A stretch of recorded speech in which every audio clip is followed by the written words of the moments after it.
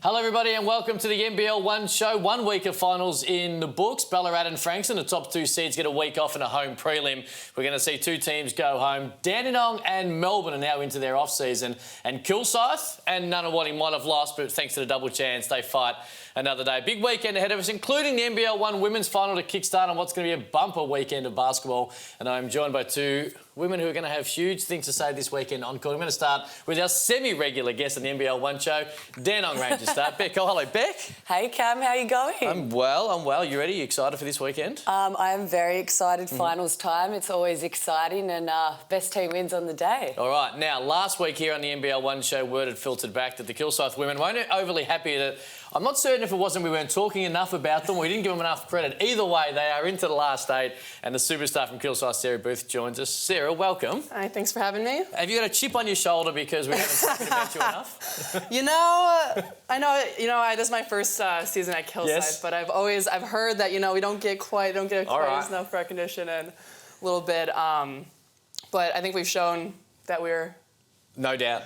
We're quite the contestant this year. No doubt at all. Can't wait for it. We might start with Friday night, of course, heading to Bendigo for their first final. I'll also say, too, that I always try to push for more Kilsyth Cobras women's talk, and Liam Santamaria always shuts me down. So blame Liam. Yeah, I know. Liam, Not he's me. Liam. See, there you go. Liam's fine. I know. I was hoping he was going to be here today, Have a bit of a chat. All right, let's start with Friday night because Bendigo, the minor premier, is the #1 seed, and it's never easy to go on the road and win up there, and it's a big challenge. But one, with the form you've been in recently, including yourself personally in great touch the last month, you go into the game fairly confident. Yes, I think we're on a good, as a team, we're really gelled, we really flowed. We've come a long way since the beginning of the season. Bendigo, they're a tough team. They got a lot of veteran players just in their starting 5. I think most of them are WNBL starters or will be. And Bendigo, I played there before, and it's a tough place to play. They have a good atmosphere, but we're fighters.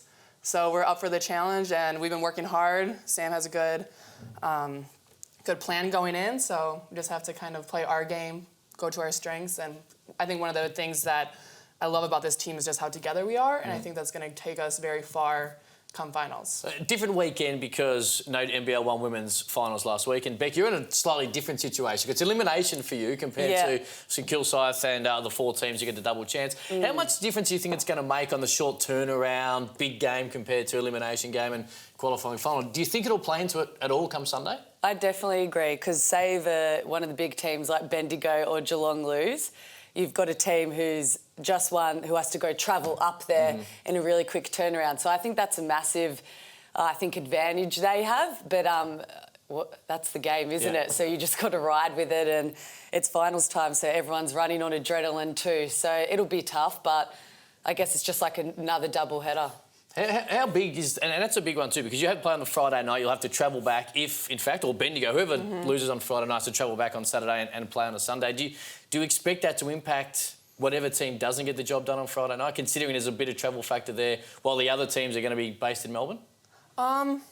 Yes and no. I think we have the advantage that we are playing on Friday night, so we have that day in between to recover and to travel back. I think that's really big and get that sleep in because that turnaround... I think next week it's going to be at 1 o'clock, which is a bit better than usually the noon turnaround. Yes. But, like Beck said, it's part of the game. You just can't use excuses at this point in the coming finals, especially when that's going to be an elimination game, no matter what.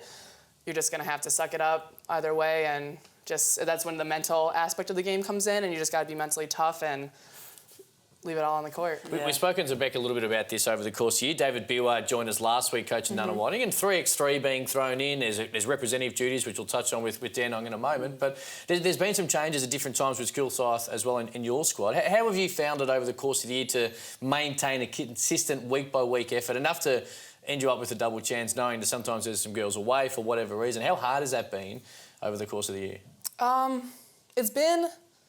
it's not ideal. It's never ideal. No, never ideal. Never ideal. You kind of always want the team together every week and just to kind of build and build. But I think you kind of know, you knew beforehand kind of when people were going to be leaving. I know I was out for a weekend as well and missed a couple games. So you prepare and you use it as a learning chance. The previous weekend we didn't have Law, so it really forced everyone else to not, because she scores most of our points. and is such a threat on the court. So it kind of forced some of us to step up and take that role and just kind of spread it around. So I think we kind of used it as a learning tool, and that, because especially against Bendigo, everyone's going to need to be firing. So yeah, it kind of is not ideal, but you just kind of, it's part of the game, part of the season. You kind of just use it as learning time to kind of have different people step up. So we look at some of these highlights. Hopefully they've given you... Traditionally, there should be heaps of highlights of you, but I'm not sure if we're talking, but we'll take it that you've had a wonderful... We should just not replay that video ever, because that was the worst game of Rangers versus... I don't know, that was like my best game. I know, Booth killed it, but we need to shut it down. I was like, thank you. I was like, I finally feel like I got through my mental block this season. It only took until the final game, so thank you. Is that when you had 16 and 10 in the first quarter?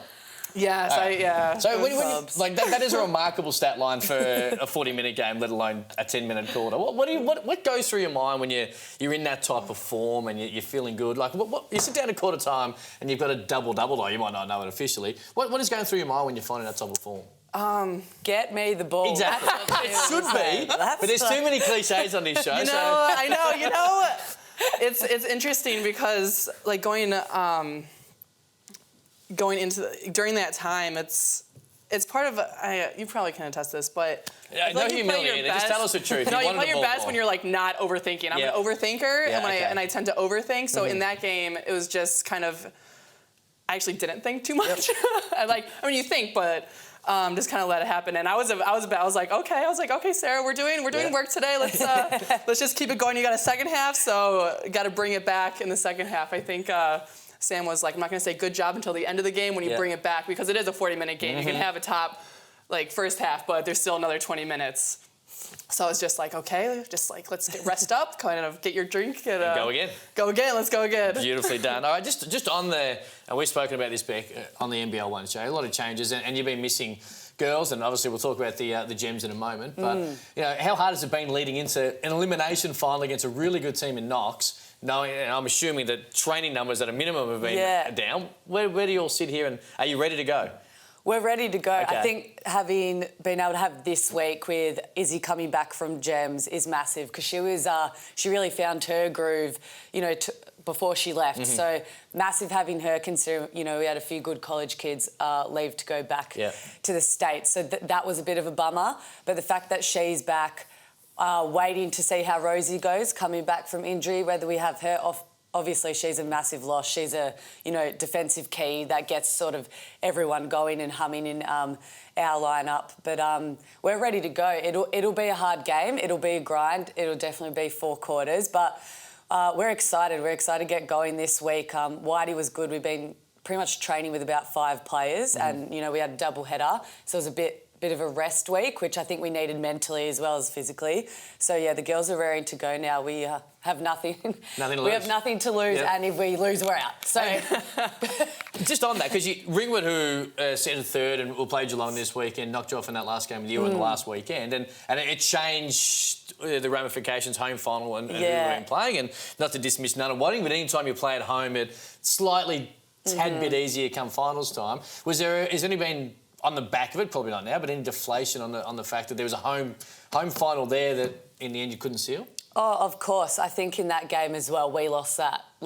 We had some easy layup opportunities. I know, I missed a couple. We lost that game. So I think it was more, damn it, that's one we should have won. Could have had a home final, makes it a lot easier. But that's sport, and I guess we've been a bit up and down, probably the second half of this season.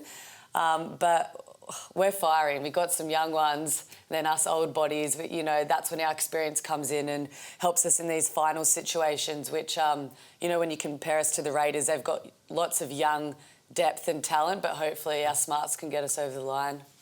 How many times did you play Knox this year? I think only once. Have you not seen them? I wasn't there. Okay. So does that give you an advantage or a disadvantage, do you think? You know what? I'm not too sure. Okay. You sit on the fence. We'll find out this weekend. Yeah, we'll find out. But I think it will change it, obviously, because adding me back into the lineup changes how we play as a team. And obviously Sheriff's been missing and just coming back from a great World Uni Series game. So it's going to be one down to the wire. So I don't think we've played each other at full strength. So, yeah, it'll be a good game. How about you? So how many times did you play Bendigo this year?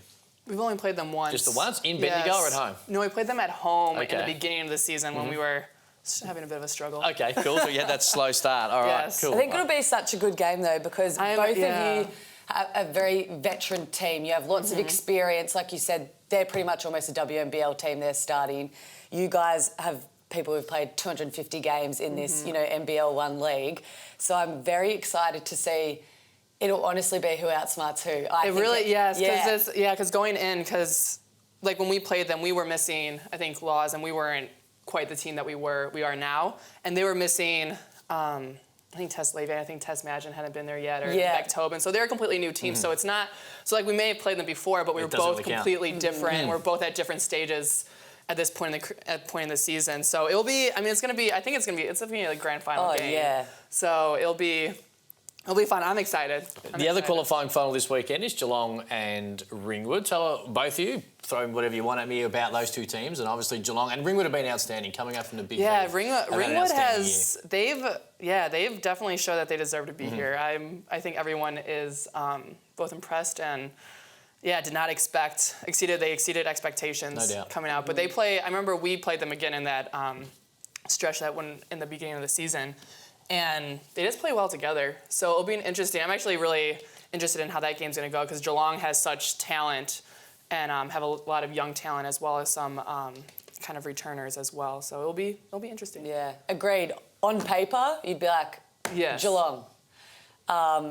They got people coming back from Opal's camps, from Gems. So, like, they'll be firing too, but also being back from those tournaments, you can be quite lethargic, on this hype. So coming back into a routine, you're sort of on that little plateau stage. So that will be interesting, I think, for the Supercats. But like you said, Ringwood, crazy. Like, when you just look at them on paper, they've got some good talent, but the way that they work together and their hustle, like they hustle hard, they just get stuff done. So I think it'll be a really good game, be very interesting. Who wins? I'm still saying Supercats. I think Geelong might pull it out. But I'm Ringwood. They could surprise. They could surprise. Who do you think? Well, I tipped Geelong to win it in the pre-season. So I'm going to continue on that. Yeah. Their second seed, although it's so hard to tip. The other game, what I really like about this weekend in the women's side of it as well is that you got rivalries in two elimination games. Locationally or geographically, they've been playing each other, and these associations since under 12s have been going at each other. Of course, Knox and Dandenong, and then you're going to see Waverley and Nunawading going at it as well. And I think it adds so much of what the NBL1 has added this year, and I like that we're going to see teams and associations who have that long-standing junior into senior rivalry playing such big games this weekend. So that's exciting as well. Nunawading and Waverley, what do you make of those two teams? I was gone the weekend we played Waverley, so I can't, but Nunawading, we played them twice, and they're a pretty tough team, especially now that they have Maddie back, and they're playing strong. And we lost to them once, and we beat them once. So I always have to say Nunawading. Okay. I am a bit conflicted here because Kira Rowe's out. She's broken her hand. She's been a key player for them, steady player, can have a great game. But Waverley, didn't start this season great, but then the second half, are they on eight wins in a row? 9? I'll take your word for it. Something. It is a nice winning streak something like that. Yes. So they clearly finished strong. Again, they're a team with, they're a bit older, but they got the veterans in Tegan Cunningham, Carly, Kelly Bowen. And I think they've found their groove. So it's going to be interesting. I honestly just think whoever plays better on the day will win that game. I can't pick it. Yeah, okay.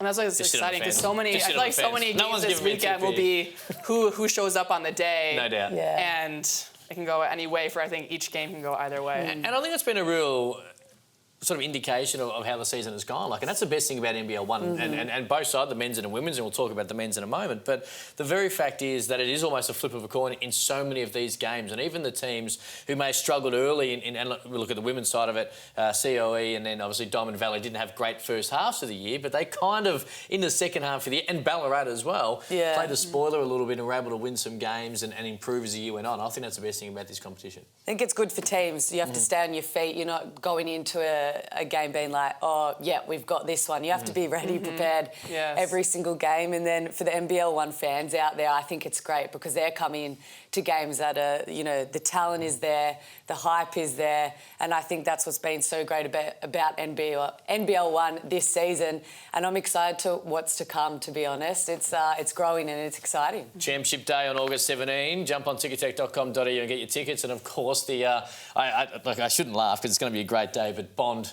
I think it's a perfect place to host on a Sunday, tickettech.com.au. In fact, I have been on good knowledge that Felix von Hoff, who plays for Kilsyth, who is the Bond veteran, has actually lobbied for it to be held there. So that's what I've been told. I don't know if that's 100% I had a bit of a chuckle when I found out it was going to be a Bond.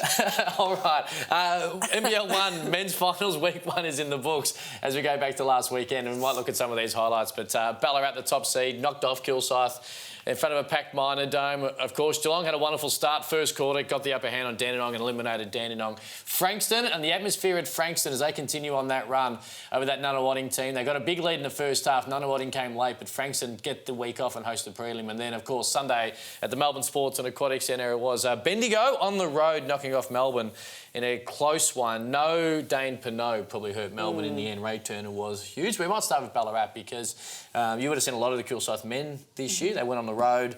A little bit of disjointed as well. Pete Hooley was away for a couple of weeks, had some injuries. Isaac Turner missed some time in the middle of the year, and now Owen Odygy looks like he's out for the year. And they, tell you what, they battled valiantly, but in the end, Marquise Coleman was probably the difference between the two teams. Did you see any of the game?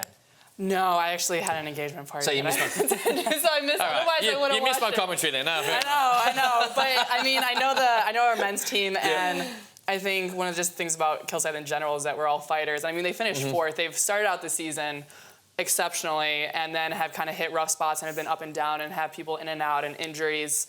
And I know missing a couple of people this weekend, but even in the stretch, they still finished fourth because they've been able to get the job done when they've needed to, and have been able to beat teams that they need to win to get there. Because I know at one point they didn't even know if they were going to make finals, but then they just got it done. So, I'm fully behind our men's club. I think they're a great group of athletes and people, and so I think they'll get it done on Sunday. They had their opportunities as well. Obviously, they'll play Melbourne Bendigo on Sunday. Yes. But they had their opportunities in the third quarter. Jerry Evans Jr. went down with a sore shoulder, and it was in a screening situation. Missed about 4 or 5 minutes. And Denga Kuth spent a lot of time.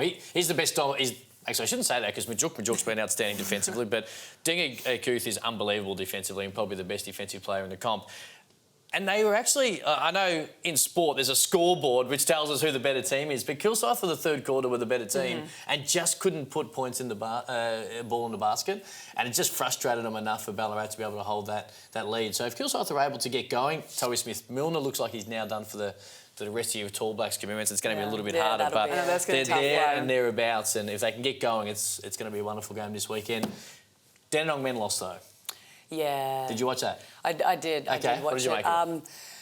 I just think that they're a young team. They've had to handle, like every other team, bit of adversity. I just don't think they've been consistent this year. That's probably been the issue with them. Dexter had a really good game, which, really happy. I think he's a great player, great athlete.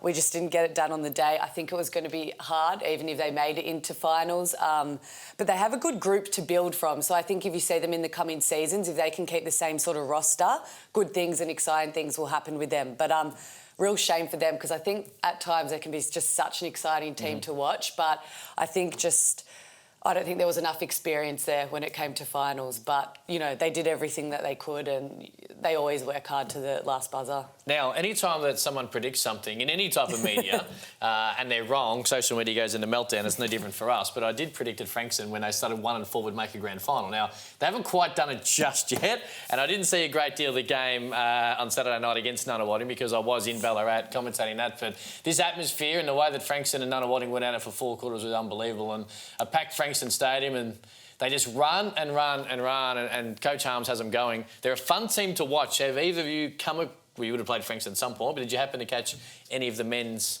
side of it? When we did play Frankston at Frankston, I was able to watch the first half. I think they're humming more now than they were back then. Yes. That was quite early on in the season. But Trist, he's a good all-round player. He is. You know, inside he has the moves, but he can hit those 3 balls. The couple of imports that they have, they're just so goddamn athletic that, you know, and then Majuk is a bloody block party. Yeah. So they're all-rounders, and I think if you look at this, they don't look like they can really be defended. They have so much penetration with inside-outside game, and they can knock down those threes too. They're hard. Their ability to run is going to be the big thing, and that's what's probably sort of happened. That's a huge dunk. And that is essential. That sealed the deal for them to have the week off, and they have, of course, a home prelim in a couple of weeks' Look time. at that atmosphere, though. You know what? That gets me excited. It does, doesn't it? That's crazy. The fact that, like you said, home clubs, you know, junior clubs are coming out to support. If I'm playing in front of that, it pumps you up. Yep. And you're going to have to deal with that on the road as well in Bendigo, which has, of course, a wonderful community feel and the way they go about it on Friday night. And essentially, how do you handle it? Do you think about stuff like that going into a game? You just worry about what you can control and try and block the rest out? Yes, exactly. You worry about what you can control and... It's a nice cliche. Come on, and yes. And I was hoping you called out the Bendigo crowd there and the whole community swarm. No, go on. No, I mean, I'm all about a good community and they do have a great support. But even when you're going to, I think every player just loves playing in those kind of crowds, and you love... And you love going into those crowds as well. As like sometimes you get the home court advantage. You always want to have your home crowd behind you. But I know a lot of people are going to be driving down from making the trip down from Kilsyth because we have that great community as well. And you know, sometimes and it's always nice going in there and facing that. I mean, you gotta love adversity. You gotta love like going up against the grain sometimes. And so I think we're a strong unit, as a team, and I don't think we're going to focus on not letting them get to us and letting that, and it's all about stopping the runs because when the crowds love a good run. So it's like getting that crowd, if you just getting a stop and just taking it the other way to get them to quiet down a bit. So I've actually thought in sport that silence is a bigger sound than actually a full crowd going nuts. Like if you can hear a pin drop in a place like a Bendigo when they're rocking, and both the men's and the women's and the WNBL, then I think it actually motivates the opposing team more than the crowd can get the home team up. So it'll be interesting to see if you can do that early on Friday night. Gems, silver medal in Thailand, an amazing effort. I don't know if anybody's seen the game. NBL1 girl, of course, Isabel Anstey, one of your teammates. Joe Shelley, one of the Geelong Supercat stars, were outstanding, and I think 19 and 18 points respectively on the weekend. And I won't say it's a cruel way to end, because essentially in today's day and age we see the unsportsmanlike and the intentional foul be called a little bit more when there's an accidental elbow, and that's essentially what happened down the stretch when they had a 3-point lead. But regardless of what, if it was a gold or a silver in the game, which went to overtime and it was a 4-point loss, wonderful effort, and just sets up, we just continue to talk about these young underage Australian teams and how generation after generation of Australian basketball is just going to continue to be in great hands. It's so exciting. First of all, Gems, congratulations. I'm so bloody proud of you guys. It was amazing to get up and watch you, and you proved how good Australia can be, and it's I'm so excited for them. The fact that they're still all babies, well, compared to us, I feel like they're babies. You know, they're able to come prepare in this league here, you know, play against the older guys, people who've played for, you know, their nations as well, and they've gone and they've proved themselves. When they versed USA in that round game, probably wasn't their best game, but obviously having that loss gets you going for the rest of that tournament. They came out and they proved that they could have won that gold medal. Silver is amazing, second best in the world.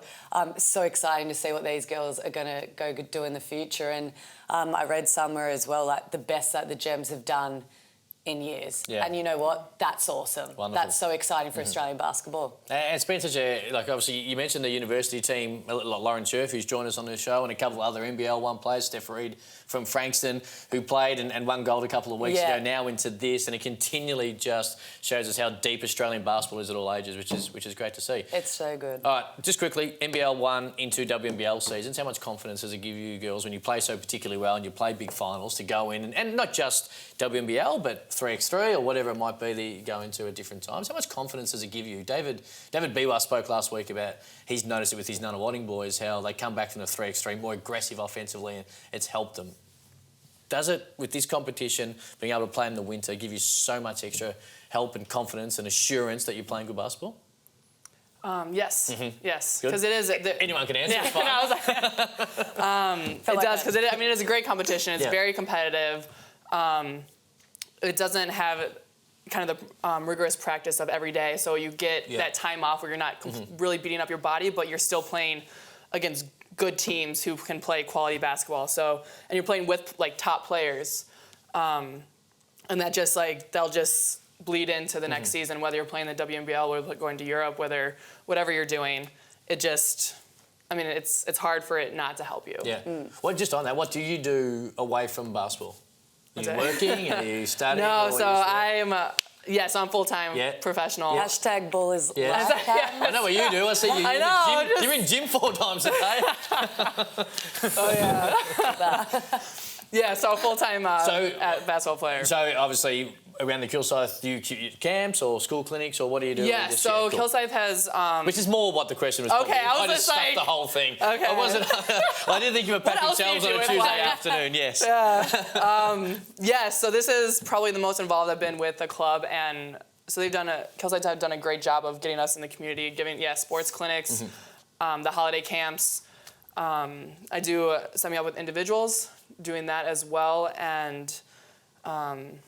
we had a great camp. I know Sam set up a great camp over the holidays as well and brought in some people from the States to run that. And, just kind of all over the place. Good. Beautifully done. I'm glad we got there in after my stuffed up question. I know. Beck, I know you're in the gym all the time, but previous question, how much more confidence, in particular offensively, does 3x3 give you? Because David Biwa's comments on this show last week were interesting. Yeah, 3x3 is...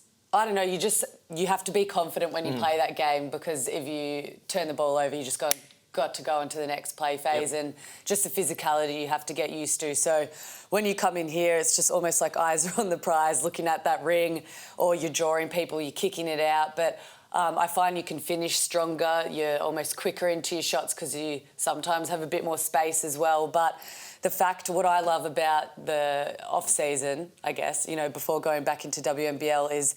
saying those individuals I'm doing with, John White, is we're practicing these skills and then I can implement them into these NBL1 games, whereas WNBL, that's not the time to go practice things that you want to get good at. So that's why I really love the off-season, and, by the end of it, it gets really exciting. You get a couple more tools in your toolbox and then you're like, all right, feeling good, and then WNBL, you implement them, you're like, that's one more thing they've got to add to my scout, So that's what I love about the off-season. All right, this weekend, let's start with... We might just stay with the men's, actually, rather than throwing you girls under a little bit of a bus and ask you questions on the women's side of it. But this is going to be a wonderful weekend of hoops. Of course, Nunawading and Geelong to go at it. Who wins?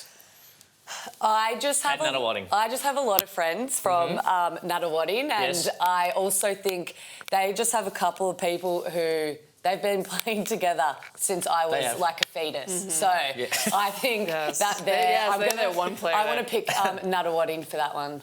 Agree? Yes, I'm going to go with Nunawading because I've really enjoyed watching them whenever our men's team has played them. Yes. And, they're strong Unit. And Kilsyth and Bendigo play. Women on Friday night, and then Sunday, of course, you'll say Kilsyth and you will say... Well, I think I'm going to go Bendigo. Okay. Ooh. Just because I'm surprised where they finished on the ladder, but now that finals time has come, I feel like they're going to step it up. And with, missing... Zoe Smith. Yeah, Yep. I think that's going to be a big thing. Yeah. Chris Patton's been struggling with a hip injury as well. He battled it out on a weekend, and you could just tell he was a little bit limited athletically against Kilsyth, and against Ray Turner as well is going to be interesting. He was great. Deontay Burton was outstanding. I think he had 29 and 6 on Sunday in the win against Melbourne as well. Just on that, I called the game with a good friend of yours, Alice Koenig. Did you watch the game at all? I did watch a bit of it. Could you critique Alice's commentary? No, I thought she did great. She did a wonderful job. She did great. No, she had did do lots a of wonderful fun, job. she said. Yeah, it was great. It makes it a lot easier. I don't know what I'm doing, so when I go with someone like Alice who knows what she's talking about, it makes my job easier. All right, girls, big weekend. Thank you for joining us. It's going to be a huge weekend of hoops, of course. You're both going to be there on August 17 in Championship night playing? Yeah, 100%. Yes, cool. It's Kilsyth first race. and on the Sunday at Bond, you'll both be there? Yeah. There you go, tickettech.com.au. Make sure you check it out. Huge weekend of hoops at NBL1 on Instagram, Facebook and Twitter, and on YouTube to watch all the games. Girls, good luck this weekend. Thank you. Everybody else, enjoy your basketball. We'll see you soon.